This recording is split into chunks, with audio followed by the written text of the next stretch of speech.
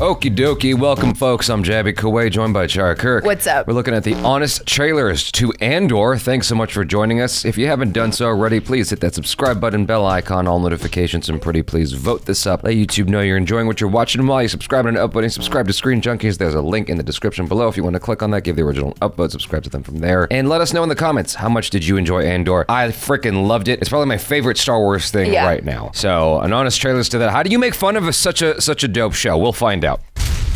Bruh, do Andor. Bruh.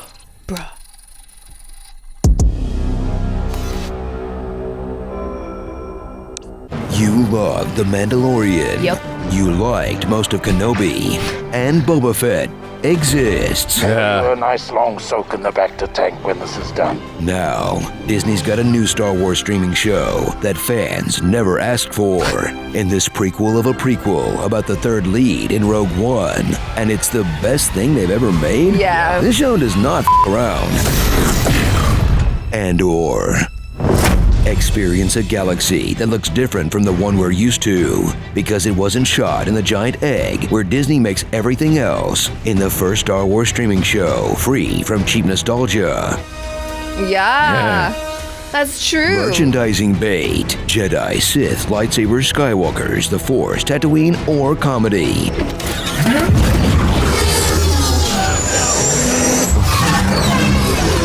Honestly, What I love about that reference is its unintentional comedy. The colorful Power Ranger type motorcycle thing, it's like, he said comedy and comedy. But that wasn't meant as a joke, but it's hilarious because it's so stupid. Well, I mean, aesthetically, I really enjoyed the style of the mullet motorcycle gang, but otherwise, I was like, why though? honestly, it's hard to believe it's in the same universe as all the other crap. Those of you who still believe that when we enter this building, we are in a temple. Give immediately emergency powers to the Supreme Oh my god. Chancellor. That's a perfect edit. Diego Luna is back as Cassian Andor, a human born on planet Orphan, but who grew up on Ferrix, a working-class town with a strong commitment to the percussive arts. That's true. I love that guy. Cassian kills two cops outside of a brothel. Oh no. Embark on his epic journey to be anywhere other than where he is at any moment. I can't be here. We need to go tomorrow. We're getting out of here. We're leaving. I need to relocate for a while. I gotta get out of here. I'm done. Come on, Cass. You got your whole life ahead of you. Sit down for once and enjoy a beautiful sunrise with a loved one. Oh, right. Join the fight to take down the Empire. Well, I mean, to be fair, he was enjoying his little resort place, his resort vacation with the lady, where he stashed his stuff in the shower. Briefly, very briefly, until he got caught by the authorities for a crime that he did not commit. True. Yes. But it still stands to reason he was enjoying himself. He found the place. I can't be here, I can be over there. And he reached there. Yeah. That's all I'm saying. In Star Wars Miami. Exactly. Yes. With the rebellion's goth space uncle, I made my mind a sunless place. Stellan Skarsgård shines in his dual role as a leader willing to sacrifice anything and anyone, and a sassy antiques dealer who lets his hands do the talking. Gift for your husband. I have some new things coming in soon.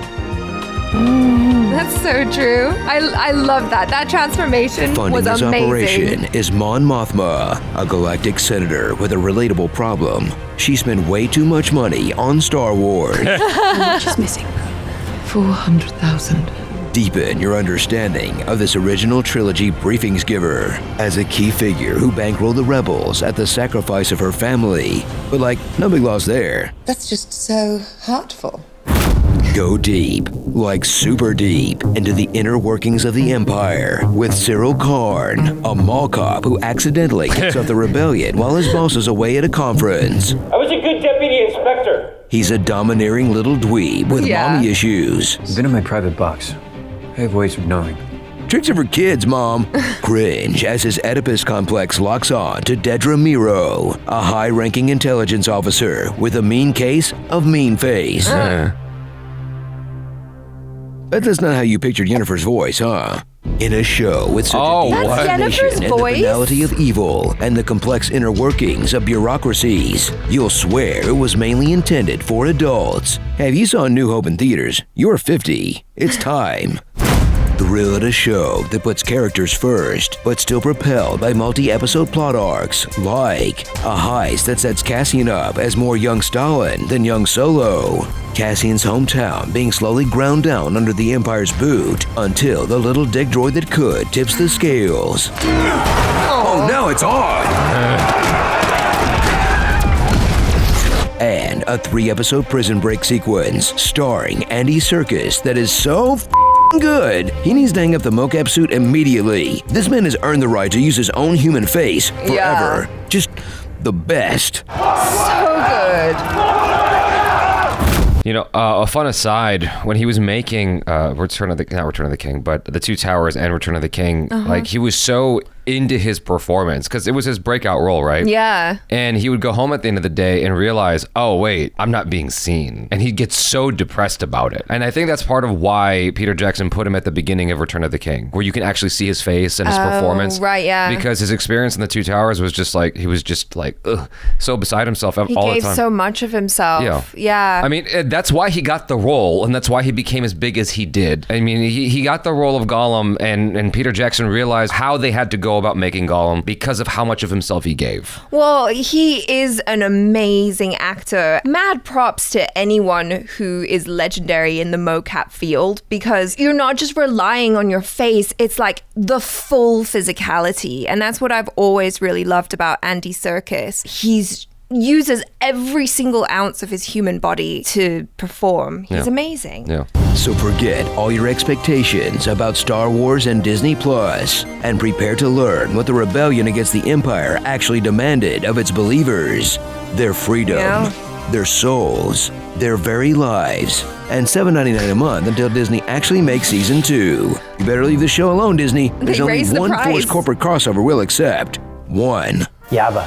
I've always wanted to touch him. Like the texture of Yabba is something I need to discover. Then I'm obsessed with the texture of Yabba. I'm very curious to actually touch that texture. I've been dreaming with Yabba for his skin is just something that obsesses me. Touching his, like his belly, like.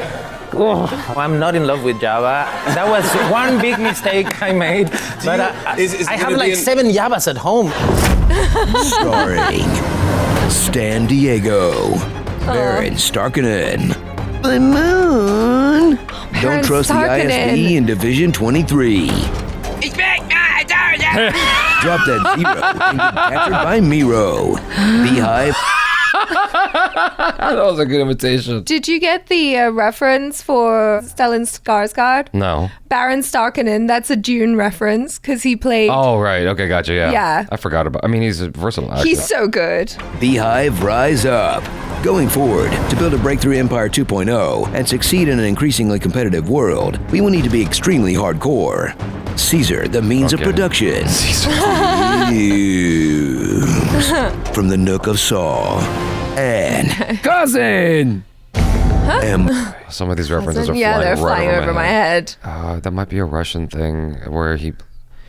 Like the first place my brain is going is Stranger Things, but that can't be right. I don't know. I don't remember. Empire Wreckers. Empire Wreckers. Oh, that's funny. That took me a second. Everything you need here is on the wall. Water, nightlight. And food. You can get as much as you want. Top table wins flavor. Wait, water and food tubes right next to my bed? And sometimes the food tube has flavor? That's downright luxurious by my standards. Oh, this is genius. They did an interesting balancing act of making fun of the show, but also complimenting the hell out of it as it, deserves it. Yeah, I mean, it's a near perfect show. It's so, so good. I actually can't wait to watch it again. I mean, I liked it so much. It's very carefully measured in its approach with it, and it's very mature in its handling of the material, unlike anything else we've been getting from Star Wars. And it makes me sad that it isn't more popular than it is. I mean, like even the views right now, this video's been out for 3 hours and it's got less than 100,000 views, which maybe that tracks with Screen Junkies, but to me, it deserves way more attention. And also, I love the editing that they did in this, which really demonstrates how different this is from other Star Wars content that we've had in the past and even recently. Like that scene where they showed the Senate just the two different scenes in the Senate, just the color, the tone, everything. It's just so different. Especially when you compare it with Jar Jar Binks. It's just like, eey. Not to shit on anything that's come before, do you know what I mean? Like, everything has its place and everything, you know, had its strengths and weaknesses in its own right. And of course, we can't have Andor without having any of that stuff before it. But I really think it's a nice breath of fresh air to have content like Andor in a universe that we love already, but just giving us something a little bit more mature to match the audience that grew up with it. To me, this is in line with what Star Wars was originally doing. It's got a degree of campiness to it, but it takes itself seriously in a way that I think we can enjoy. Because if you look at like Star Wars A New Hope and Empire Strikes Back, it's more serious. It's campy, but it's definitely more serious. I think between Empire and Return of the Jedi is when George Lucas had kids, and that's why Return of the Jedi goes way more in the childish direction. And people are like, oh, don't you remember these movies are for kids? It's like, not exactly. It Right. got to be like that because he had kids. George Lucas is a very emotional guy, very informed by whatever's going on in his life. Temple of Doom was a dark, depressing movie because he was going through his divorce. With the prequel series, a lot of names were being made up by his kids. Those movies really are for kids, you know,